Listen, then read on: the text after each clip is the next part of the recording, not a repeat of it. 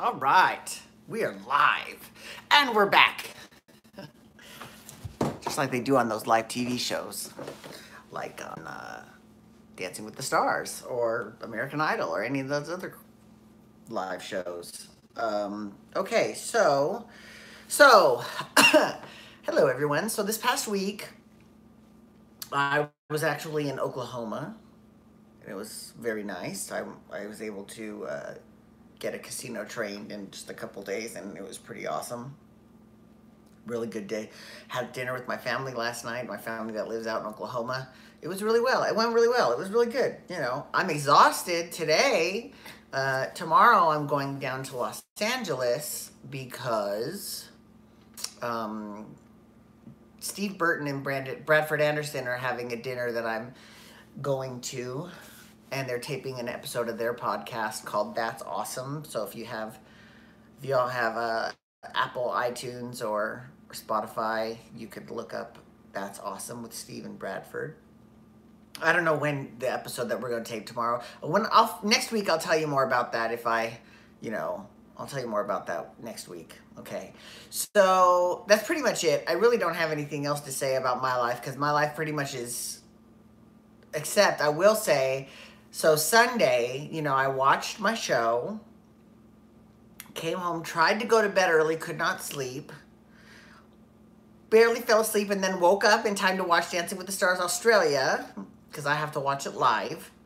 And then I went back to bed, and then I woke up like a couple hours later, had to go to the airport. So it was a little bit of a hot mess, but I got through it. Sorry, I've got some in my eye. There we go. Okay. Oh, it's an eyelash. I'm gonna make a wish.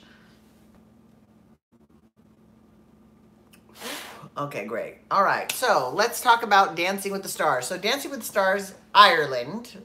Well, actually, so Dancing with the Stars Ireland and Dancing with the Stars Australia aired, and one of them was super controversial, and the other was kind of predictable. And in an interesting turn of events, sorry, I told you I'm tired. I just come from Central Time Zone, and I'm back home in Las Vegas, but I was in Central Time Zone earlier today. So even though it's only 10 o'clock at night, it feels like it's past midnight. So I'm getting ready to pop out. Okay, so Dancing with the Stars Ireland, in a surprising twist, it actually was the predictable one. So there was only four people performing. Fred and Julia, Mairead and what's his name? Mairead and John. Mairead and John, Cleona and Robert, and Johnny and Emily. Right? Those are the only four, right? Now, I was a little bit disappointed because I thought Clelia would for sure make it to the top four, but Fred made instead. And listen, I'm not trying to take anything away from Fred. I definitely thought like he should have gone to the top five for sure. He definitely deserved to be there. But going to the top four was a little bit like, okay, but that's listen, I don't live in Ireland, so I can't vote. I can try to influence all the people that watch this from Ireland. I love you, Clelia. I love you. I think you are so fierce. So I can't wait. You know what? You need to, Clelia, I'm going to talk directly to you right now. Clelia, you need to come to America and get a job on an American soap, because we would love to have you on Young and the Restless or Bold and Beautiful or Days of Our Lives or General Hospital. I'm telling you, because I know you know what it's like to work on a soap because you were on Fair City for all those years. So I'm just saying, daytime television would love you here. Okay, anyways. All right, so this week was St. Patrick's Day, and funnily enough, not everyone was wearing green, which was like, okay. But in order to celebrate St. Patrick's, and I don't know if the whole green thing is something that they do in Ireland. I don't know. I know that's how we celebrate St. Patrick's, is if you don't wear green, you get pinched. When I was little, I was told that you get socked if you don't wear green. So I always wore green every St. Patrick's Day, and then I found out that that's not really true. They just pinch you, and I was like, okay, that's fine. Didn't matter because I always wore green anyway, so it didn't matter. And I even wore green this year too on St. Patrick's Day. Um, you know what year I really wore green? When I was Peter Pan.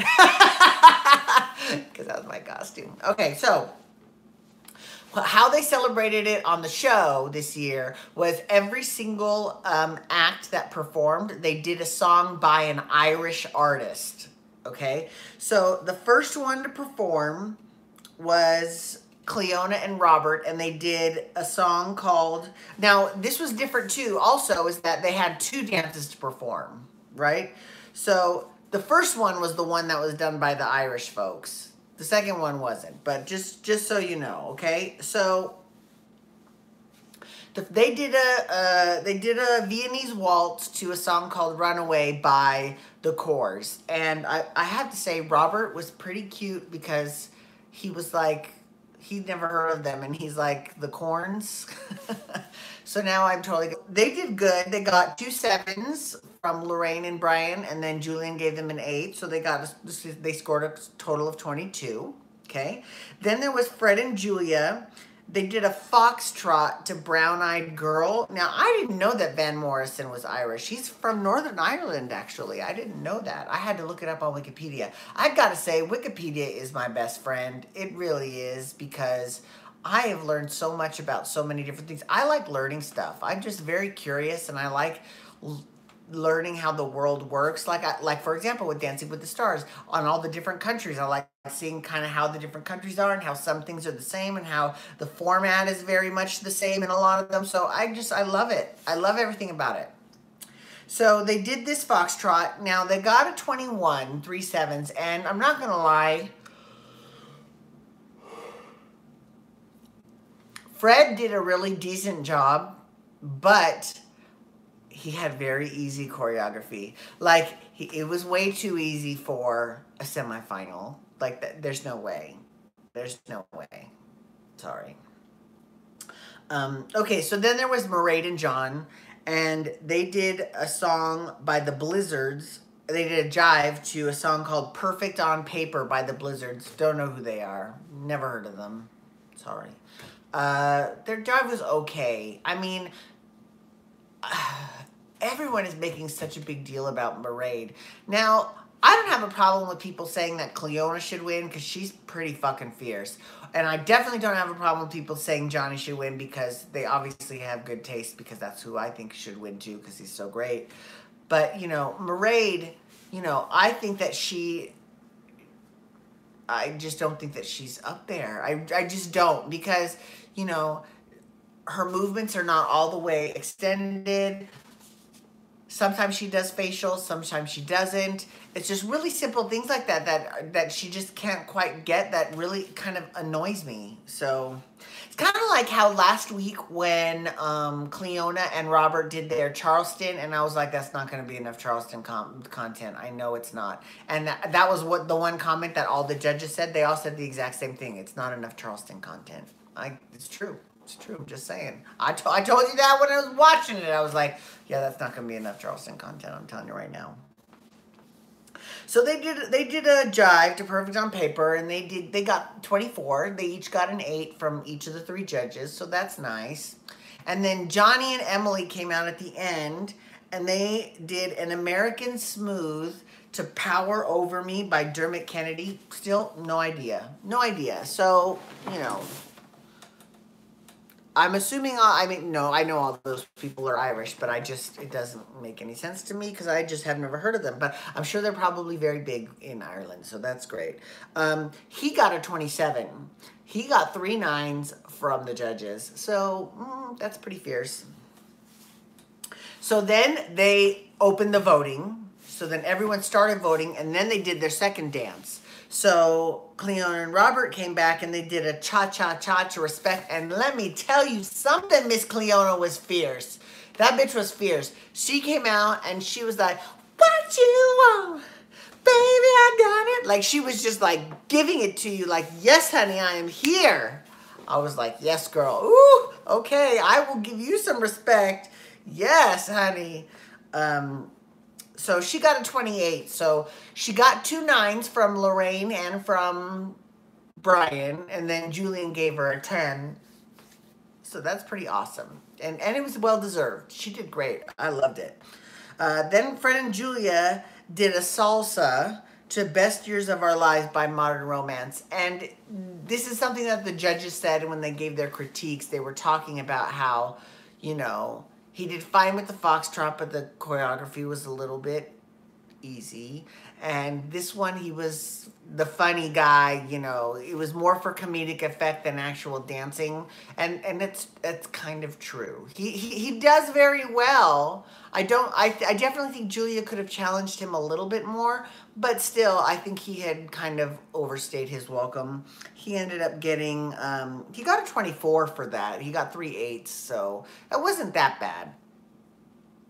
Okay, then Mairead and John came out and they did a Viennese waltz to You Are the Reason by Callum Scott and Leona Lewis.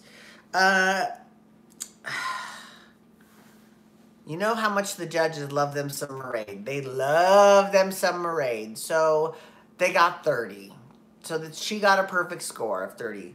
I don't think that was the first perfect score of the season, but I mean, and it's very rare that anyone gets a perfect score. As opposed to America, you know, in America when they do the judging in America, like by the last night, everyone's getting perfect 30s or 40s, depending on how many judges we've got. So, you know, but in England and in Ireland and Australia, I don't think that will ever happen because 2 words, Craig and Brian, they don't like to part with that 10 paddle. So...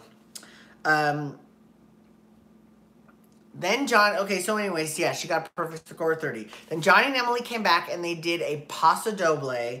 It was so fucking good. It was awesome. To a song called Kashmir by Escala. And you know what? I don't know who that is, but I'm going to look them up because I need to get that song on my iTunes. It was so fierce. So he did this Paso Doble. Now here's the only thing about the Paso Doble. So already, because it's not a very like Paso Doble-ish song, it's very kind of like techno EDM song, which is fine, right? But the content of the routine was, if I'm not going to do a traditional Paso Doble song, I need to double the amount of content in Paso Doble. And they didn't even come up to what a normal Paso Doble content would have. Now, it was kind of fierce because he did have 2 pro dancers, male pros dancing with him, and they were able to hit, like all 4 of them were able to hit a lot of fierce lines and make lots of pretty pictures, but it wasn't very Paso Doble. I'm just, you know, and unfortunately, as fierce as it was, and it was fucking fierce, Johnny and Emily got 28, so Julian gave them a 10, but the other 2 gave them 9s, and I was like, ugh. Damn it, Emily, just a little bit more Paso, just a little bit more. Come on. So then they had to announce the winners. So they got everyone on stage and they announced the winners. Well, not the winners, the who was safe and blah, blah, blah, who wasn't. So the 2 that were safe were Cleona and Robert and Mairead and John, the 2 girls. They were safe. So that meant that Johnny Ward, who has been kicking ass since week 1, and Fred Kook were in the dance-off. Now, come on, let's be real. Again, remember, I said that the Irish Dancing with the Stars this week was not controversial at all. It was predictable, and it was, because they sent, the judges sent Fred home. As well they should. I mean, honestly, if you had anybody, I don't care who it was, up against Johnny in the dance-off, you're going home. Like, I'm sorry. So, next week, the judges have no say at all. So it goes right back to the way it was when they first started the show, because it's the last episode.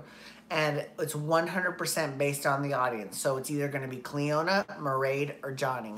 So I can't wait to see their freestyle. Now, I don't know if they're called, because see, what's funny is that in America and in Australia, they're called freestyle routines. But in England, they're called show dances. And I don't know if this is still called show dances or if it's called freestyle. But I'm very looking forward to...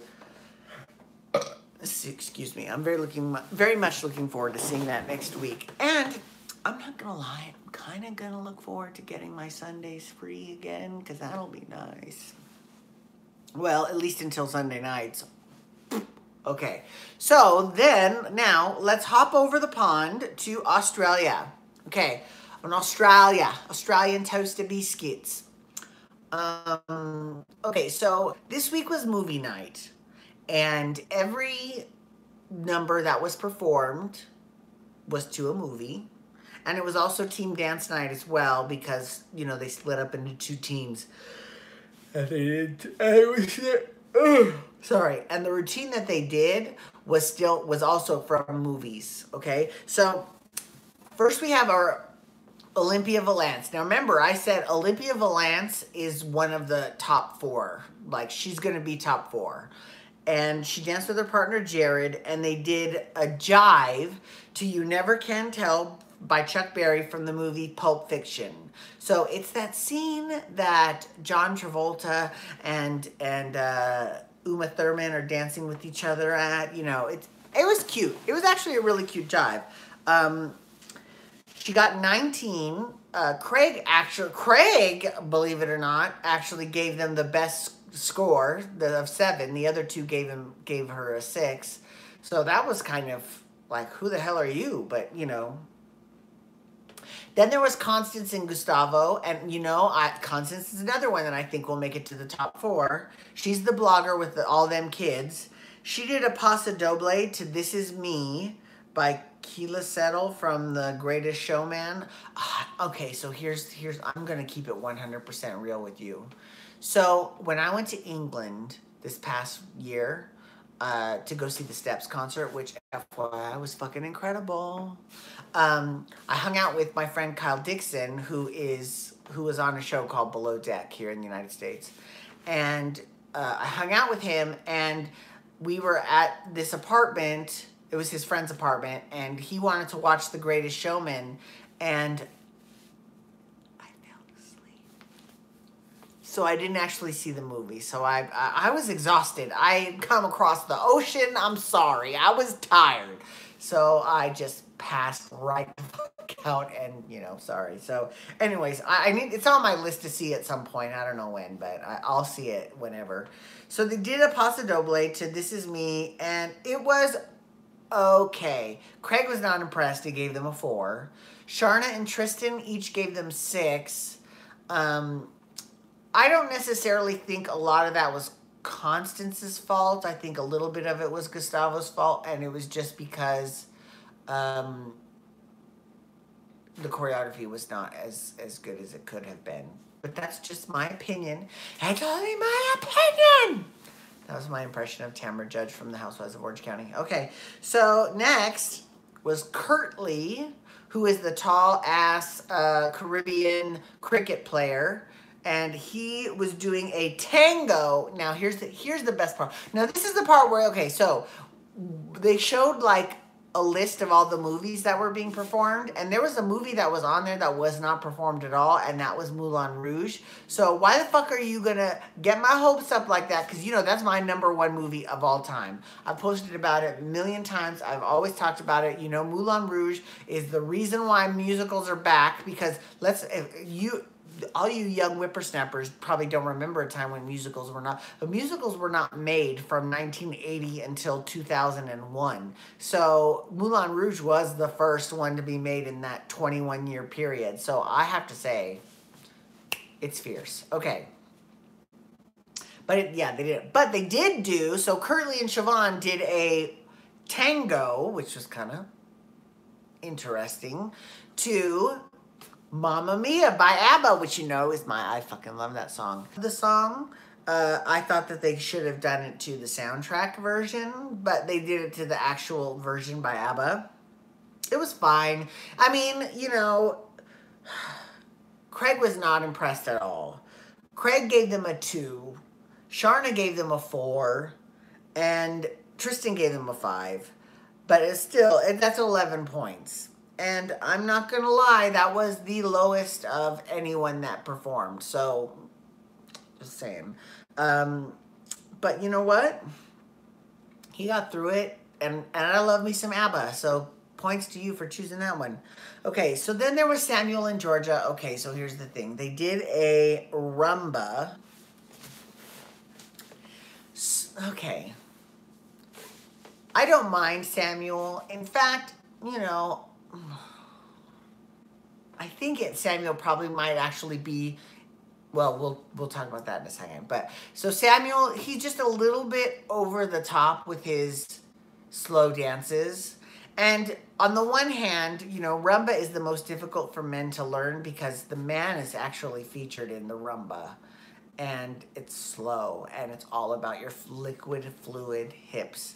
And he was able to do all that, but it just felt like him and Georgia were like, they were it was not over choreographed. They were over telegraphing the sentiment to us, and it was like, okay, yeah, we get it. All right. And I'm not going to lie, even Lady Gaga and Bradley Cooper, I feel they're the same. I feel the same way about them too. So I'm just saying, it was just it was a little too much for me. But the judges were, they thought it was okay. Craig gave them a 5, and then Tristan and Charna each gave them 6. I just thought it wasn't that great. Not that it wasn't that great. It was fine. It just was a little too much. It was like, okay, we get it. Slow down. All right. So then we had Jet and Lily. Oh, every week, Jet just gets cuter and cuter. I'm not going to lie. He looks I've said that like 20 times already. I'm not going to lie. It's not who I am.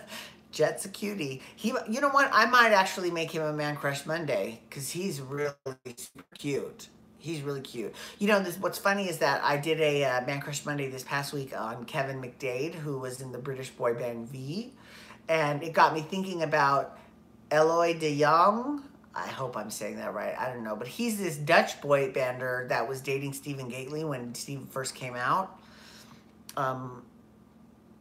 But now I'm thinking, oh no, maybe I should do Jet instead. Or Jimmy Giggle. Jimmy Giggle is fucking cute too.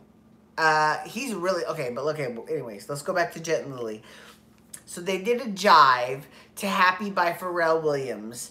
Now, everyone gave them 7, so they got a score of 21. I was actually not that impressed. I'm not going to lie. I thought they were actually slightly overscored because when I hear that, and maybe this is just because I've seen this, in Australia, they probably never seen Strictly, so they don't know, but just last year on Strictly, Kevin and Stacey, who ended up winning the Mirror Ball, they did Happy, and they were dressed up like minions, and they were even like talking like minions. I mean, it was so fun, and then Kevin's choreography was just so flawless. It was incredible. So I kind of am comparing it against that, and I was like, this is not that good. Just saying. So then there was Michelle and I don't know if it's Arik or Eric. If it's Eric with an A. If it's Arik, that makes kind of more sense. But they did a Viennese waltz to 1,000 Years by Christina Perri from Twilight.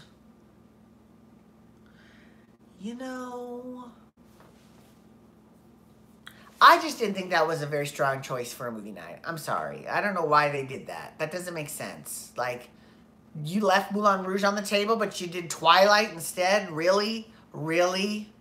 Really? Okay.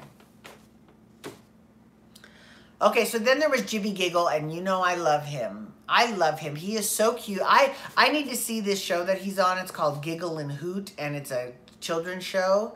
And the one thing that I would think is really cool about Jimmy Giggle is that he's actually doing this show, which is not, it's family entertainment, but it's not a children's show like the show that he does. So I enjoy that he's getting a chance to get to show a little bit more of his grown-up image, because he is a grown-up. He's having some fun with, his image, and, and I know that when, I think his name was Steve, was on Blue's Clues, he had a hard time with that, and I think because they didn't have Dance with the Stars back when he was on Blue's Clues. I think if that was kind of before the whole reality TV kind of boom happened. The real reality TV was just either competition shows like American Idol and Survivor, or the real world on MTV, and that was pretty much it. So when he was on Blue's Clues, he didn't really get the opportunity to kind of show that he's more than just a kids host. He's also a grown-up too, and that's why he ended up leaving the show. So, you know, it all ended up working out for everyone, but you know what? Maybe we should see Steve from Blue's Clues on Dancing with the Stars in America. Huh. Right to ABC. Let them know that you want to see Steve from Blue's Clues on Dancing. What a great idea. That is genius. God, that's awesome. Anyways, okay, so Jimmy Giggle. So that's why I'm enjoying Jimmy Giggle, is that I get to see, like, you know. But here's what else I enjoy about Jimmy Giggle. He is an incredible dancer. Incredible. He's so fierce. Like, so fierce. I'm just in awe of him. He's so good. He only got a 21, but I give him credit because, you know, he got 3 sevens. He did a waltz. It was a Viennese waltz to Earned It by The Weeknd from the movie 50 Shades of Grey. Now, you don't get much less children's show than that, but it was pretty great. He did a really good job. I thought he did great. I thought he might have been a little bit underscored, to be honest with you, because his routine was way better than Jet's, and they got the same score. That's all I have to say. That's all I have to say. Okay. Then there was my girl, Courtney Act. She did a little quick, now I thought, because I'm waiting and waiting for Moulin Rouge as I'm watching this show. I'm like, okay, I'm waiting. And she's like, yeah, we're going to do some Fred and Ginger. Her and her partner, Josh, did a quick step to I Won't Dance by Fred and Ginger from the movie Roberta. 26 points. So Craig gave them an 8, and then Sharna and Tristan gave them 9s. I thought they did great. I loved it. I thought it was really well done. It was an interesting choice just because it was pulled so far from back in the history. But they were able to kind of pay homage to that old school style of dancing. I thought they did a really good job. Okay, so then there was the 2 team dances. And the first team dance was Team La La Land. And they did it to City of Stars, Another Day of Sun. Now, you know, the people that wrote La La Land are the same people that wrote Greatest Showman. And I know that Mandy Moore, the choreographer, is probably going to kill me for saying this, but I've never seen La La Land either.